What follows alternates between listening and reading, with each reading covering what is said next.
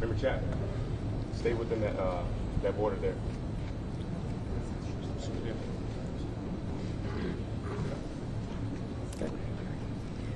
Thank you for joining us. My name is Jennifer Homendy, and I'm the chairwoman of the National Transportation Safety Board.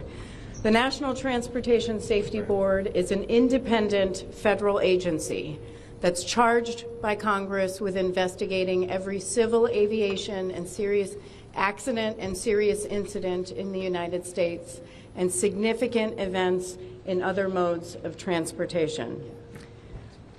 I want to start by expressing our deepest condolences, our sympathies on behalf of the entire board for those who lost loved ones in this terrible tragedy. Our thoughts, our prayers are with you. Entire communities were affected, and we are thinking of you. With me today is Bryce Banning. Bryce is a senior aircraft accident investigator with the National Transportation Safety Board. He's also going to serve as our investigator in charge of this investigation. Also with me today is the entire board. We have Todd Inman, Member Todd Inman. Todd is going to serve as the board member on scene, the spokesperson for this investigation. All of the board members will be here. We have Vice Chairman Alvin Brown, Member Mike Graham, who lived in Wichita for 20 years, and we also have Member Tom Chapman. The NTSB's headquarters is just a mile from here, and so we are all here because this is an all-hands on-deck event, and we're here to assure the American people that we are going to leave no stone unturned in this investigation. We are going to conduct a thorough investigation of this entire tragedy, looking at the facts. Now, with that, I want to level set. When we go to the scene, and we were here last night, we allow the responders to do their important safety mission, which in this case was search and rescue and recovery. We stand back to allow them to do their important safety mission. And so this, for us, is our first full day on scene with our entire crew coming together. We have about nearly 50 people on scene, and in addition to our resources back at headquarters in our labs and throughout the agency. So with that said, we are not going to get into specific facts in this press conference. I want to level set here. We're going to get into our investigative process. As we are able to confirm factual information, we will provide that. I do want to say this is a whole of government effort. I was able to brief, along with others, the President of the United States and the Vice President this afternoon. I want to thank them for their leadership, for their tremendous support of the NTSB, for our investigators, and for the responders that are on scene doing an important mission. I also want to thank Secretary Sean Duffy, who I was communicating with early on after we first got word of this tragedy. We've been working together throughout the day, along with his team at the DOT and within FAA.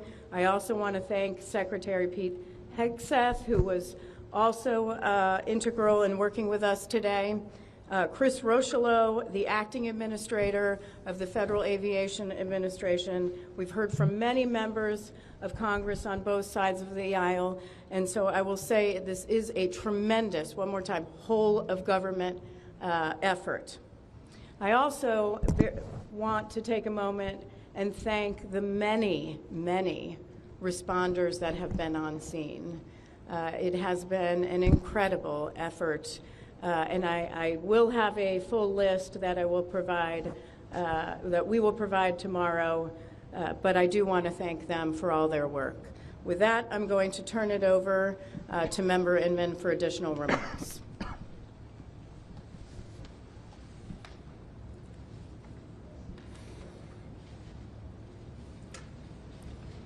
So today is our first full day on scene.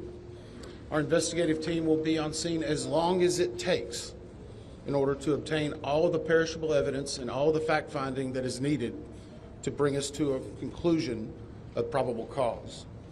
Our mission is to understand not just what happened, but why it happened, and to recommend changes to prevent it from happening again. Since we're just beginning our investigation, we don't have a great deal of information to share right now. We will keep you informed by giving regular updates as we learn more. Our intention is to have a preliminary report within 30 days, and the final report will be issued once we've completed all of our fact-finding and investigation. Now, we will not be determining the probable cause of the accident while we are here on scene, nor will we speculate about what may have caused this accident. Today, we will be going and having an organizational meeting and establishing our parties to our investigation. We currently have the following parties that are already identified: PSA Airlines, GE Aerospace, Sikorsky, FAA, NACTA, which represents the air traffic controllers, ALPA, which represents the pilots, Army, AFA, which represents the flight attendants. The Transportation Safety Board of Canada will be an accredited representative under Annex 13 of ICAO. They will be supplemented by MHIRG as a technical advisor. They were previously known as Bombardier. The NTSB offers this party status to those companies, government agencies, and associations that have employees, activities, or equipment involved in the accident. We offer that because they will provide technical expertise and relevant information supporting the development of the best possible factual record. Once they join this investigation, they are not permitted to release documents or talk publicly about the investigation without the consent of the NTSB. So I want to stress this. It is only the NTSB that will provide information related to this investigation, with one exception. Regarding the fatalities that occurred, that notification will be handled by the DC medical examiner. We will not be discussing fatalities or names. That will be handled by them as the proper authority. So we want to talk a little bit about our process. We will analyze the facts and determine the probable cause of the accident, and then issue a report of those determinations. I also want to talk a little bit about some additional people that are here with us, and they're very important to us, and that is our family assistance group. Later today, we will be briefing the families. We normally try to do this before a media event, but in this case, they're still arriving. Our family assistance specialists are already working closely with local officials and others to help assist them in their efforts to support everyone that's affected by this accident. And let me just reiterate what the chair said. A loss of life in an aviation accident is very unusual in the United States, and our heartfelt sorrow goes out to everyone that's affected. It affects us, it affects everyone around us. There are a lot of people hurting today. We will help find out what happened. We will do it factually, and we will do it accurately. As part of this, we are going to be standing up some specific working groups. Those working groups will be operations. They will be looking at the history of the accident flight and crew members' duties for as many days before the crash as appears relevant. We'll be forming a structures group, which will be the documentation of the airframe wreckage and the accident scene, including calculation of impact angles to help determine the plane's pre-impact course and altitude. We'll have a power plants group. They will do the examination of the engines and the engine accessories. We'll have a systems group. They will study the components of the plane's hydraulic, electrical, pneumatic, and associated systems, together with the instruments and elements of the flight control system. We'll have an air traffic control group.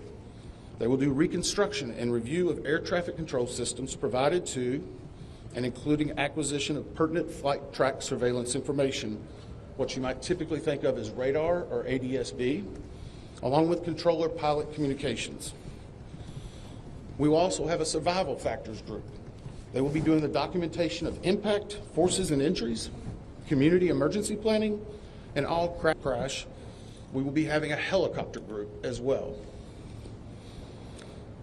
Lastly, we will have a human performance group, and this will not be its own group. It will actually be a part of the operations, air traffic control, and helicopter groups. They will study the crew performance and all before the accident factors that might be involved in human error, including fatigue, medication, medical histories, training, workload, equipment design, and work environment. Now we're going to take a few questions, but I will again stress, we don't have a lot of information now.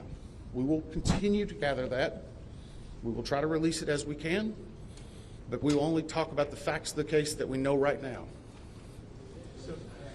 I'm going to ask, we'll call on a few people. I'm going to ask that you state your name and affiliation.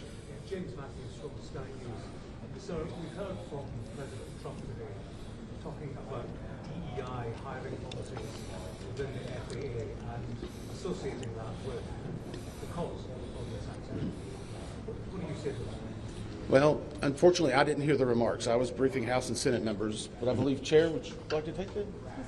As part of any investigation, we look at the human, the machine, and the environment. So we will look at all the humans that were involved in this accident.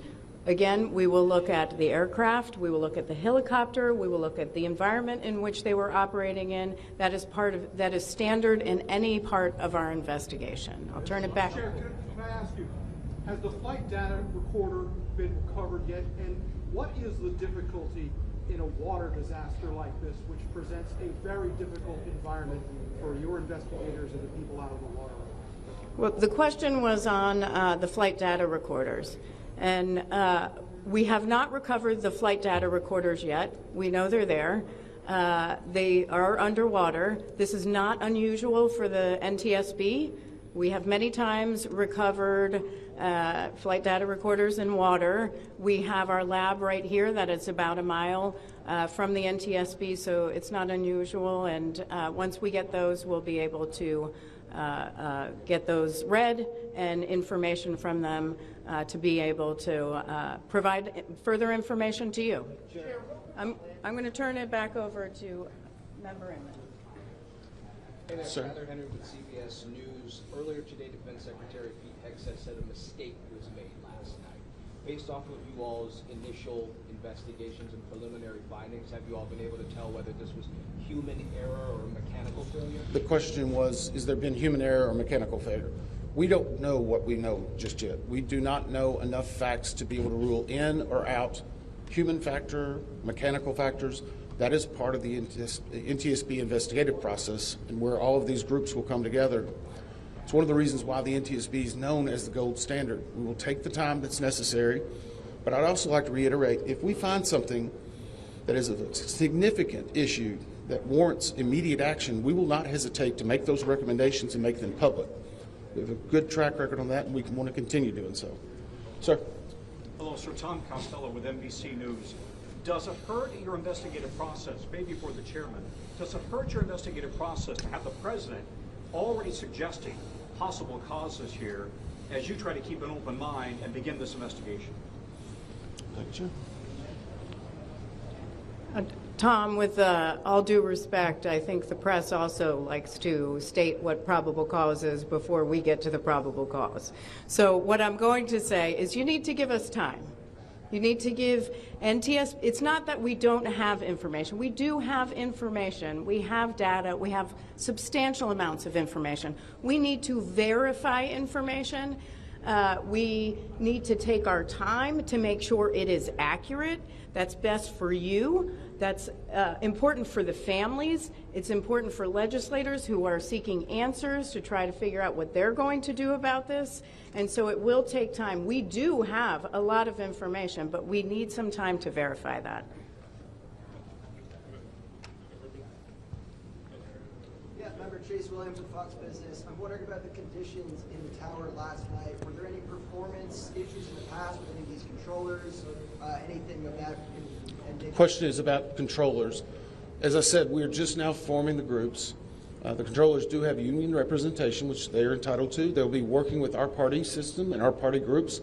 They'll be conducting interviews. Those interviews will need to be analyzed, transcribed, and other team members will need to look over it. It'll be a long process, but we will go through the entire history.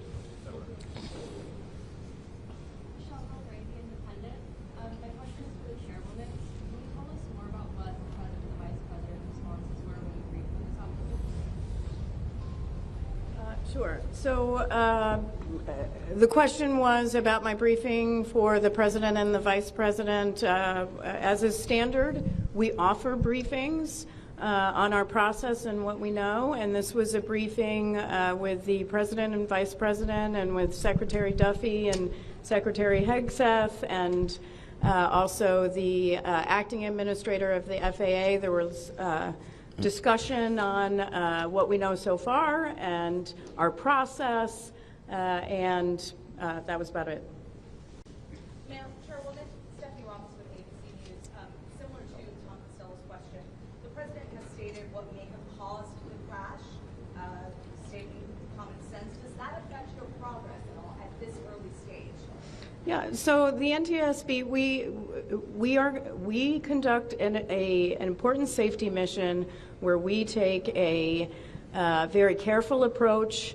I'm sorry, the question was on speculating during investigations, which is we often hear about.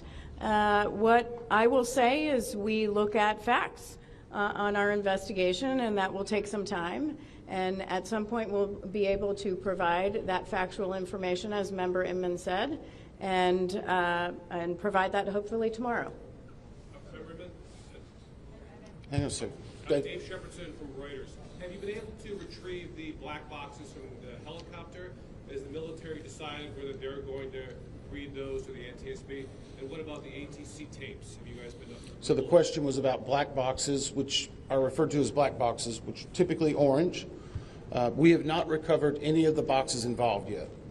We feel comfortable and confident that we will be able to. Right now, recovery of life is probably the most important in those that were involved. I mean, there are still ongoing recovery efforts involving the fatalities involved, along with some debris is coming out as well. We will make sure that that perishable evidence is maintained. Mm-hmm. We have a great process for that. We will probably have more than one black box, so to speak. It's our understanding that the Sikorsky helicopter is equipped with some form of recording devices, and those will be read either by the DoD or by us. We have a good starting relationship with them, and we've already made agreements in order to be able to do that. So I feel comfortable in what we're going to be doing. The other question was about air traffic control. We received a very large package of information from the FAA at about 3 a.m., I believe, this morning. That is still being reviewed and analyzed. I would say there's a lot more information that usually comes in that than what you may find online and people might speculate about. And that is part of that overall process where we take the time to get the information correct and to make sure all the parties are engaged and involved and can fact check that information. One. Gabe Cohen from CNN. Can you tell me if the NTSB has reviewed this FAA internal report that has been cited by the New York Times indicating that the controller that was on duty at the time of the crash was doing a job that's usually done by two people?